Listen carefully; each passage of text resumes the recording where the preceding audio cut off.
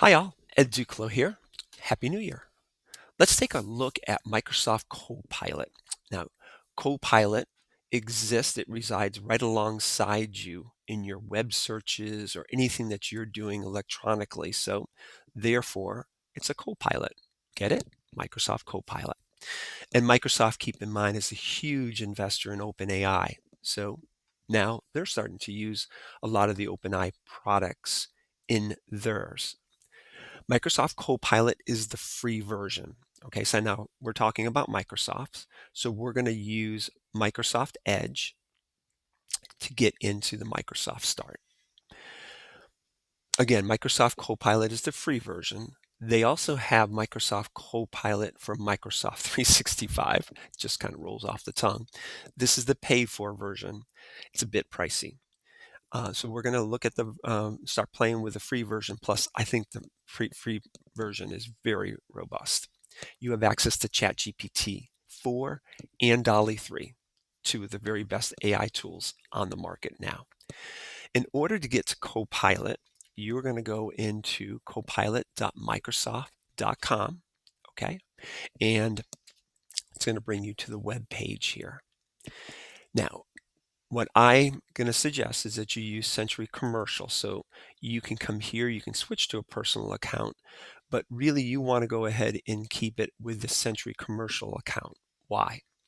Microsoft has said that they have some special guards on this. In the work account, Microsoft has added some protections. Number one, we are not training the bot. Number two, there is data protection. And number three, Microsoft has no eyes on our data whatsoever. Okay, great. But what can Copilot do? Let's take a look. Remember, it goes wherever I go. So if I come over here and I click on a page here, I'm taking a look at Apple's silent, quiet release of their LLM, and they named it Ferret. I have no idea why. But anyway, what I'm going to do here, I'm going to come in here and I'm going to click on this icon right here. This is the Copilot. I can choose a conversation style. I can simply say, hey, just give me a page summary, or I could put in a prompt. Okay, at this point, let's go ahead and generate a page summary.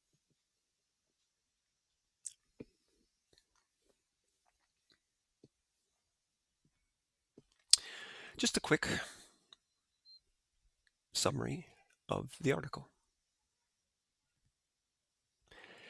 Now, at this point, I could go ahead and I could use, again, remember, this is generative AI. So I could continue asking it different perspectives. Like, for instance, they have some preset ones here. What I'm going to do right now is I'm going to come in and say, hey, what are some possible ways that commercial real estate could use this AI? So I'm going to paste that in right there and let it go.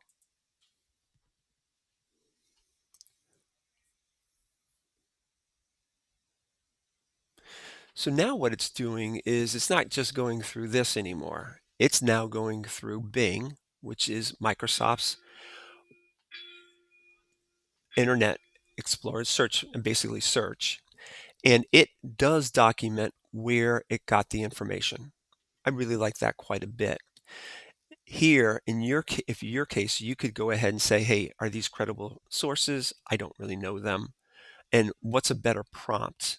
So all the things that we've come to expect from generative AI are alive and well. How do I go ahead and refresh?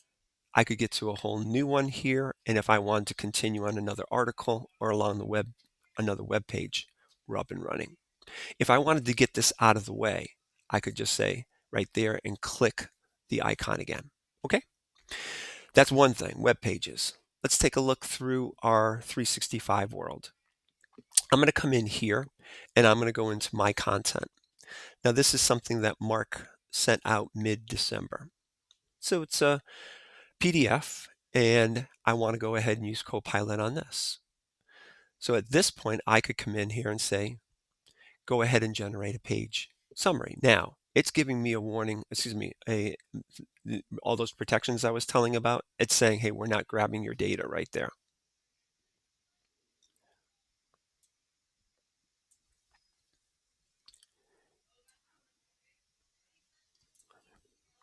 and it gives me that summary. Now remember, you don't have to start with a summary. I'm just doing this to get some information here. Now what I want to do at this point, I want to ask a follow-up to it. And I'm going to say, give me 5 takeaways. Put these takeaways in bullet form so I can create a presentation. Let's see what it does. Now, because we are in the free version, it's not going to create the presentation. Yes, the paid for version would do that. But I can go ahead and now take this information, and then I could create in a slide deck, I could go ahead and create the presentation slides. Okay, just another way to go ahead and use this. Let's go back to our Microsoft World. Oh, when I'm going to go ahead and copy this or download this, I want to make sure that I emphasize, because I have 2 prompts here, unfortunately, it will not go ahead and capture each together. I'd have to go ahead and do it separately, and then I could put it into a Word doc, or like I said, into a slide deck. Let's get to a new Microsoft Word doc. And I'm going to refresh this. I'm going to keep it here, and I'm going to go to a blank doc. Now here I am, and I'm looking at a blank page, and I don't want to have to look at a blank page. I want the AI to do some, the bot to do some work for me. So instead, what I'm going to do is I'm going to come here and copy, put in a prompt.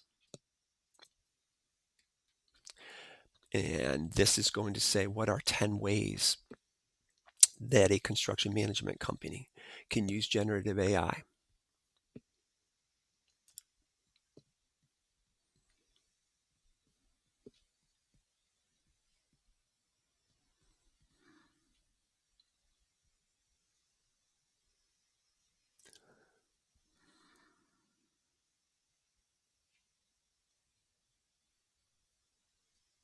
And it gives me those 10.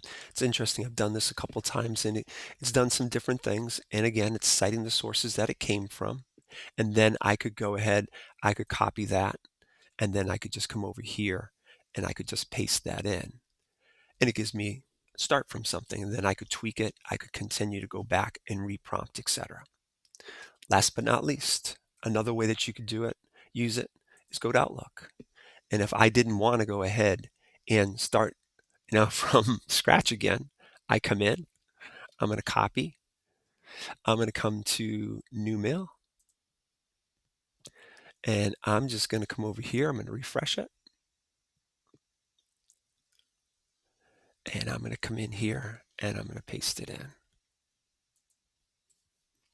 It tends to be a little long-winded when it's writing emails for me, so I tend to put a brief up front.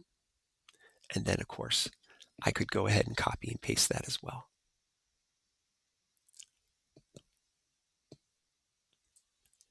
So just a few ways that you could go ahead and use Copilot.